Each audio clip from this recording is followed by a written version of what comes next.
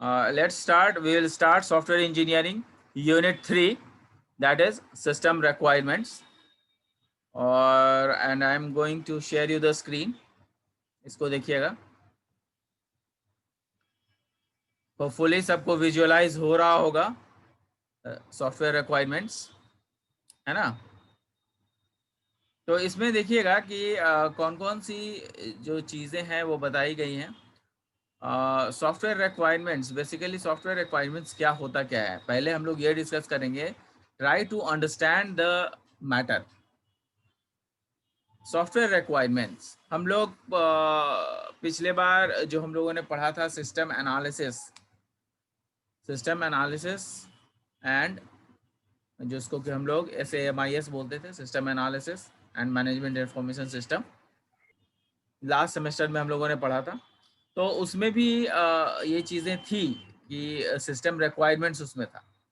तो थोड़ा सा सिमिलर चीज़ें हैं, अंतर तो है, बट सॉफ्टवेयर रिक्वायरमेंट और सिस्टम रिक्वायरमेंट में थोड़ा अंतर होता है.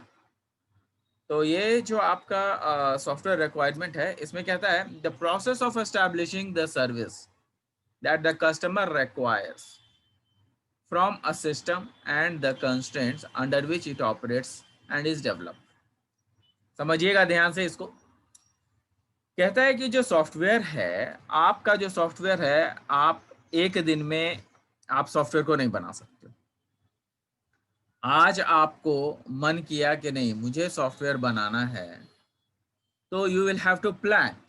वो प्लान करना पड़ेगा आपको कि किस तरीके से प्लानिंग की जाए कि सॉफ्टवेयर आपका सही समय पर सही से बन जाए, किस पर्टिकुलर सॉफ्टवेयर को बनाना है और उस सॉफ्टवेयर के लिए क्या क्या चाहिए. सपोज कीजिए कि अगर आपको स्टूडेंट डेटाबेस बनाना है या स्टूडेंट डिटेल्स का एक सॉफ्टवेयर बनाना है, तो आप एनालाइज करना शुरू करेंगे कि आपको क्या क्या चाहिए उसमें.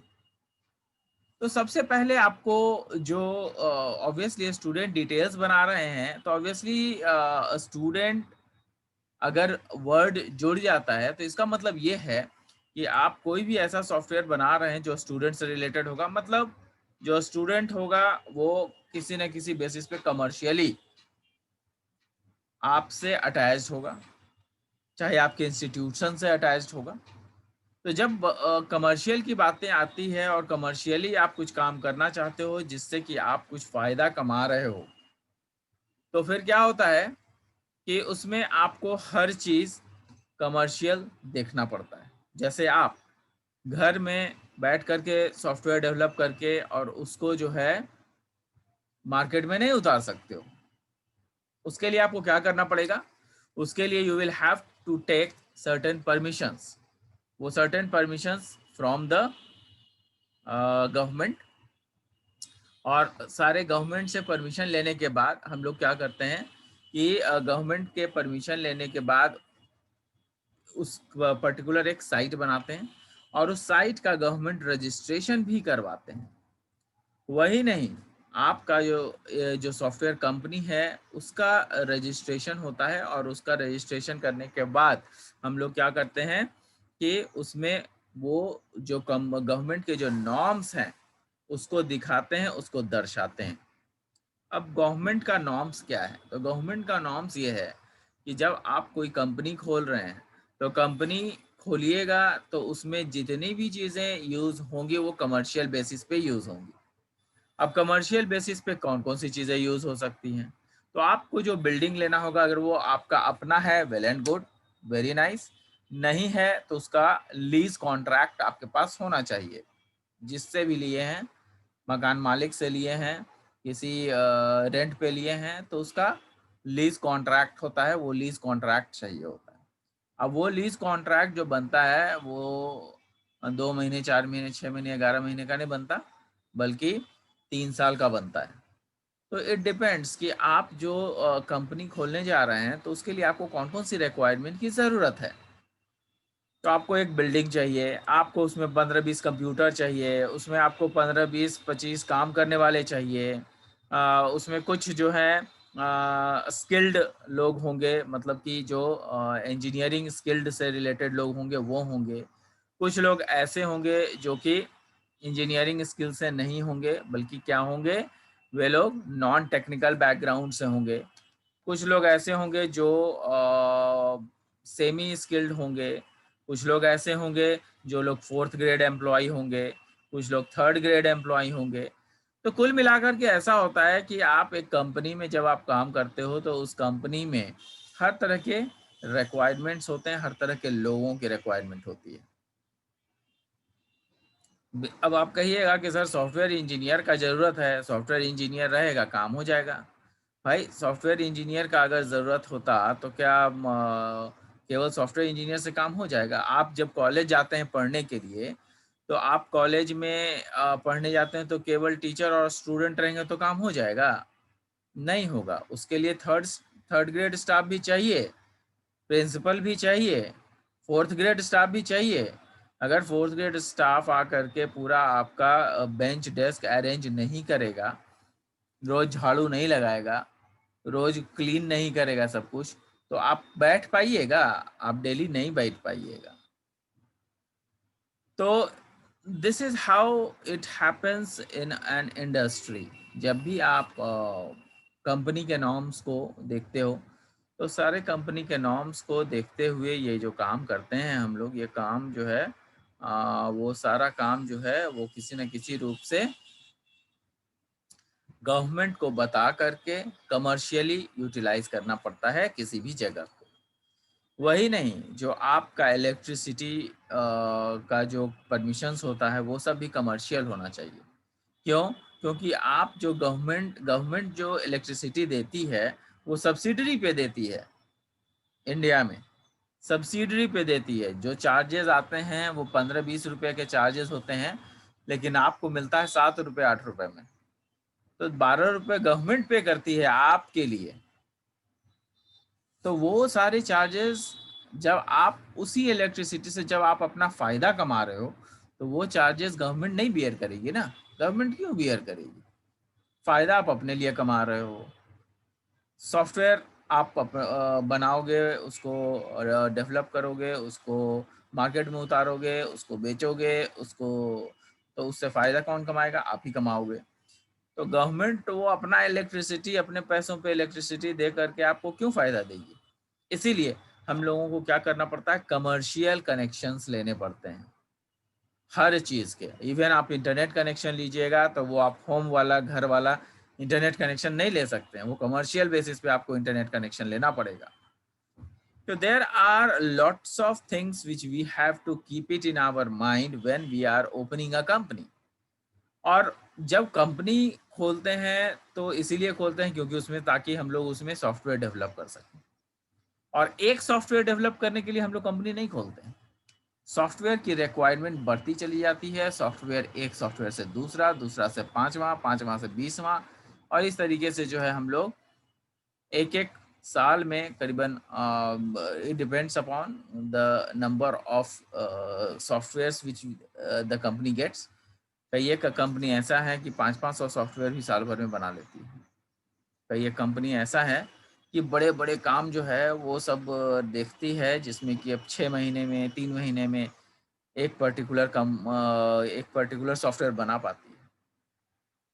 करोड़ों और करोड़ों का जो है इसमें ट्रांजैक्शंस होता है। तो उसमें कई सारी चीज़ें हैं जो हम लोगों को नहीं पता है, तो वो हमें ध्यान में रखना पड़ेगा कि भाई सॉफ्टवेयर बनाने से पहले सॉफ्टवेयर के ये सारे रिक्वायरमेंट्स हैं और उसको फुलफिल करना पड़ेगा। अगर हम लोग उसको फुलफिल नहीं करेंगे तो हम लोगों का जो है सॉफ्टवेयर इलीगल माना जाएगा। तो ये आपका कंपनी के बारे में था। जो रिक्वायरमेंट है वो चेंज होता है। आज आपको सॉफ्टवेयर की जो रिक्वायरमेंट है वो है क्या? मैंने आपको एग्जांपल दिया, स्टूडेंट डिटेल्स बनाना है। तो स्टूडेंट डिटेल्स का क्या क्या चाहिए आपको, तो वो पहले आपको रिक्वायरमेंट सोचना पड़ेगा कि स्टूडेंट डिटेल्स अगर हम बना रहे हैं तो हमें क्या क्या चाहिए उसके लिए। तो उसके लिए हम लोग देखेंगे कि सबसे बढ़िया काम किस पे हो सकता है। क्या हम लोग वेबसाइट क्रिएट कर दें कि कहीं से भी एक्सेस किया जाए, या फिर एक सॉफ्टवेयर बना दे जो कि कॉलेज स्पेसिफिक हो, है ना? तो ऐसा हम लोग कर सकते हैं। तो ये करेंगे कैसे हम लोग? ये ऐसा इसलिए तब कर पाएंगे जब वो सॉफ्टवेयर जो है हमारे कंप्यूटर में इंस्टॉल्ड होगा।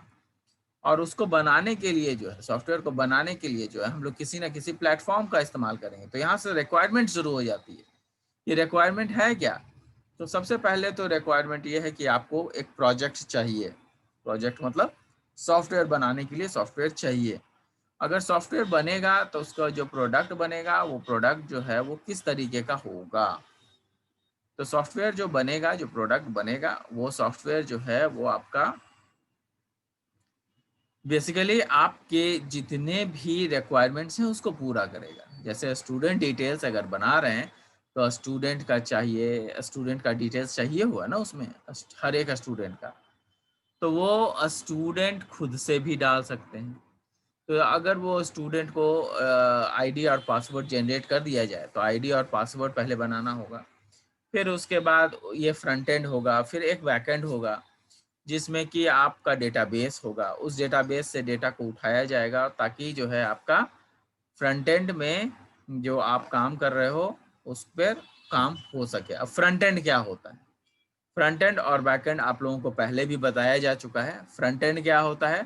फ्रंट एंड बेसिकली जो आपका सॉफ्टवेयर होता है, उस सॉफ्टवेयर को जैसे आप बनाते हो तो सॉफ्टवेयर को हैंडलिंग के लिए अलग होता है और जबकि उसका वर्किंग के लिए अलग होता है। एग्जाम्पल, मान लिया कि आप फेसबुक पे काम कर रहे हो, तो फेसबुक पे जब आप एंट्री करते हो तो आप अपना क्या डालते हो? यूजर आईडी और पासवर्ड डालते हो। जैसे ही यूजर आईडी पासवर्ड डालते हो आपका प्रोफाइल खुलता है। प्रोफाइल खुलता है, उसमें आपका सब चीज होता है जिसमें कि नोटिफिकेशंस होते हैं, फ्रेंड्स होते हैं, मैसेजेस होते हैं, कई सारे नए नए चीज जो आपको दिखते रहते हैं कि क्या क्या मैसेजेस आए हैं। आप अगर चाहें चैटिंग करना तो चैटिंग भी कर सकते हैं। तो बहुत सारी चीजें वहां पे हैं जो कि हो सकते हैं, लेकिन आपने क्या किया? आपने उसको पर्टिकुलर चीजों को आपने ध्यान नहीं दिया, आपने सिर्फ उसको डाला है, भरा है। लेकिन हुआ क्या है कि आपका जो आईडी और पासवर्ड है वो अगर खुला है तो अरबों अरबों की जनता में पूरे वर्ल्ड से लोग कनेक्टेड होते हैं, तो उसमें आप ही का आईडी और पासवर्ड कैसे खुल जाता है? वो इसलिए खुल जाता है क्योंकि उसका एक डेटाबेस बना हुआ है और उस database, that database is called the back and. जिस पर आप फेसबुक पे काम कर रहे हो वो फ्रंट एंड है। फ्रंट एंड है जो जिस पे आप काम करते हो। उसमें लेमैन भी काम कर सकता है, उसके लिए कोई प्रोग्रामिंग की रिक्वायरमेंट नहीं होती है। लेकिन वहीं पर जब आप डेटाबेस जो बनाओगे, वो डेटाबेस क्या होगा? उन सारे डेटा को एकत्रित करके रखेगा जहां पर आपने रिक्वायरमेंट देनी है। कहने का मतलब कि वो डेटा उस प्रकार का होगा जिसमें कि आपका डेटा उस पर्टिकुलर फ्रंट एंड को सपोर्ट करेगा और आपका फ्रंट एंड सही और सुचारू रूप से काम कर सकेगा। तो बैकएंड हमेशा जो है फ्रंट एंड को क्या करता है? सपोर्ट करता है। लेकिन जो मेन आइडिया और जो मेन चीज होती है वो बैकएंड ही होती है। क्यों? क्योंकि सारे डेटा उसी में स्टोर होते हैं। तो lots of things are there. ये आपका सॉफ्टवेयर है। तो ये आपका जब स्टूडेंट डिटेल्स बनेगा तो स्टूडेंट को भी रखने के लिए, स्टूडेंट के डेटा को रखने के लिए हमें एक डेटाबेस क्रिएट करना पड़ेगा। और उस डेटाबेस को क्रिएट करेंगे, उसमें हम लोग सब लिख सकते हैं स्टूडेंट का नेम क्या होगा, स्टूडेंट का एज क्या होगा, स्टूडेंट का एड्रेस क्या होगा, स्टूडेंट का कॉन्टैक्ट क्या होगा। तो जितने डिटेल्स चाहिए वो हम लोग रख सकते हैं, जैसे स्टूडेंट का फादर्स नेम, स्टूडेंट के मदर्स नेम, है ना। कई सारी चीज़ें हम लोग उसमें देख सकते हैं। फिर अगर स्टूडेंट के और अगर डिफरेंट प्रोफाइल्स में जाएं, स्टूडेंट का और डिटेल जानना चाहें तो स्टूडेंट किस पर्टिकुलर किस ब्रांच से बिलोंग करता है, ब्रांच में किस सेमेस्टर में है, कौन कौन सा सेमेस्टर में कौन कितना कितना मार्क्स आया है, फर्स्ट डिवीजन है, सेकंड डिवीजन है, क्या आया है, ये सारी चीज़ें आपका स्टूडेंट डिटेल्स के अंदर ही आएगा। तो ये सब क्या होते हैं? ये सब सब हमें जानना पड़ेगा सॉफ्टवेयर बनाने से पहले।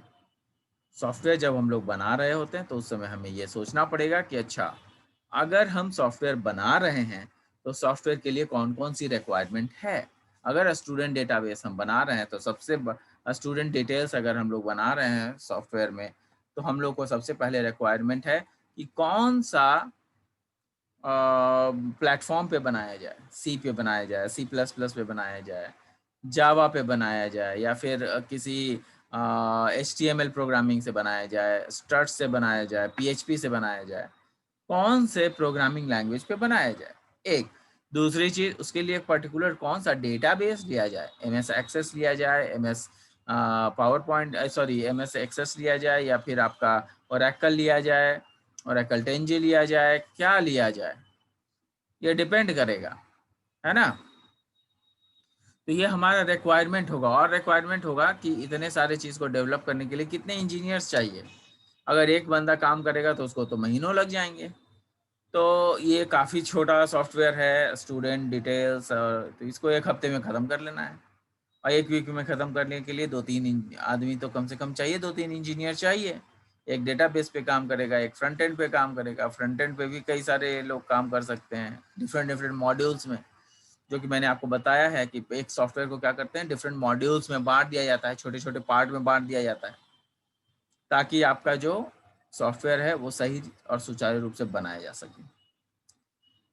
तो ये सारी चीज़ें आपको सॉफ्टवेयर रिक्वायरमेंट्स में सोचनी पड़ेगी कि कैसे एस्टैब्लिशमेंट होगा, कैसे सॉफ्टवेयर बनेगा, कितने इंजीनियर्स चाहिए, कितने नॉन टेक चाहिए, कितने थर्ड ग्रेड एम्प्लॉय चाहिए, कितने फोर्थ ग्रेड एम्प्लॉय चाहिए, वो सब कुछ आपको देखना पड़ेगा। और उसके बाद उसका डॉक्यूमेंटेशन बनाना पड़ेगा। उसके बाद उस डॉक्यूमेंटेशन को आपको जो है क्लाइंट को देना पड़ेगा, और क्लाइंट जो है उसमें आपको फाइंड आउट करके बताएगा कि वो क्या क्या और चेंजेस चाहता है। उसके बाद हम लोग सॉफ्टवेयर पे काम करना शुरू करते हैं, है ना। तो वही यहाँ पे लिखा हुआ है, the process of establishing the services that the customer requires. जो भी कस्टमर का रिक्वायरमेंट है, तो उस रिक्वायरमेंट को पूरा करने के लिए जिस सॉफ्टवेयर को हम लोग बनाने के लिए जिस भी प्रोसेस का इस्तेमाल करते हैं, तो उस प्रोसेस को का इस्तेमाल जो है हम लोग करते तो हैं, लेकिन उसमें हम लोग ये भी देखते हैं कि कौन कौन सी चीज़ों की उसमें ज़रूरत पड़ेगी। उसको जो है हम लोग सिस्टम सॉफ्टवेयर रिक्वायरमेंट्स कहते हैं। रिक्वायरमेंट्स में भी फंक्शनल और नॉन फंक्शनल। रिक्वायरमेंट्स फंक्शनल भी हो सकते हैं, रिक्वायरमेंट्स नॉन फंक्शनल भी हो सकते हैं।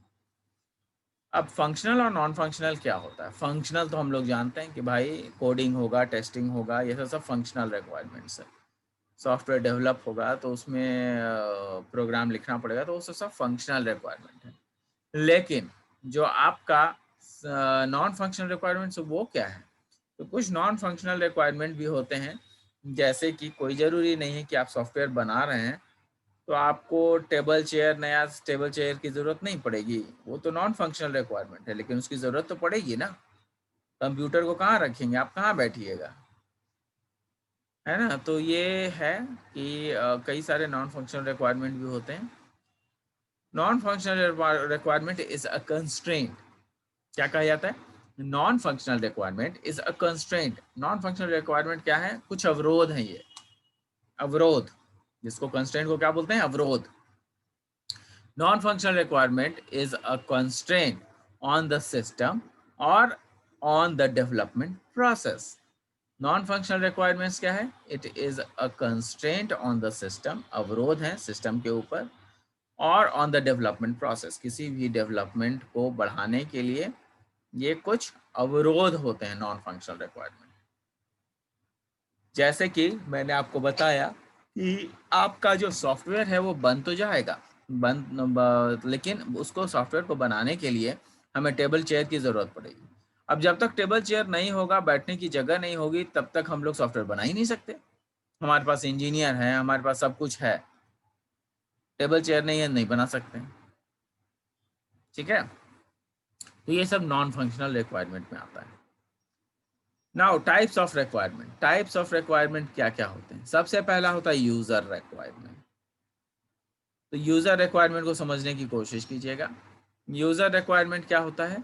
यूजर रिक्वायरमेंट कहते हैं जब भी आपका जो सॉफ्टवेयर है वो क्लाइंट के लिए बनता है ना, वो क्लाइंट के लिए बनता है, और जो क्लाइंट चाहेगा उसी तरीके का हम लोग को सॉफ्टवेयर बनाना पड़ेगा। तो यहाँ पे यूजर रिक्वायरमेंट में लिखता है statements in natural language plus diagram of the services the system provides and its operational constraints written for customers। कहता है कि जो यूजर का रिक्वायरमेंट्स है वो रिक्वायरमेंट्स स्टेटमेंट्स इन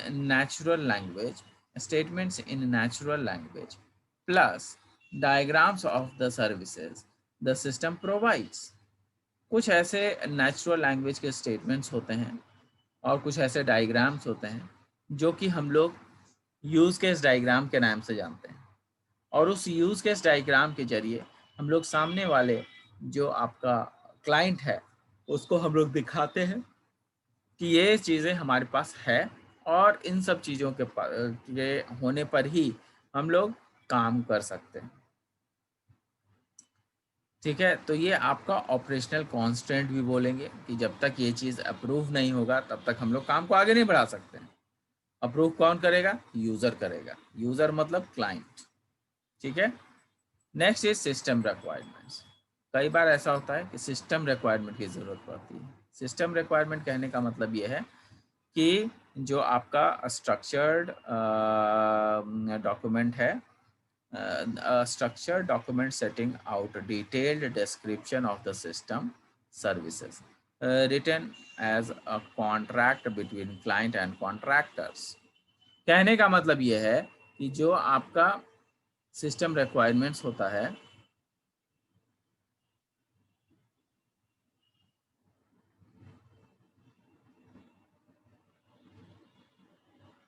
तो जो आपका सिस्टम रिक्वायरमेंट्स होता है वो सिस्टम रिक्वायरमेंट्स जो है वो ध्यान में देखना पड़ेगा कि जो सिस्टम रिक्वायरमेंट्स है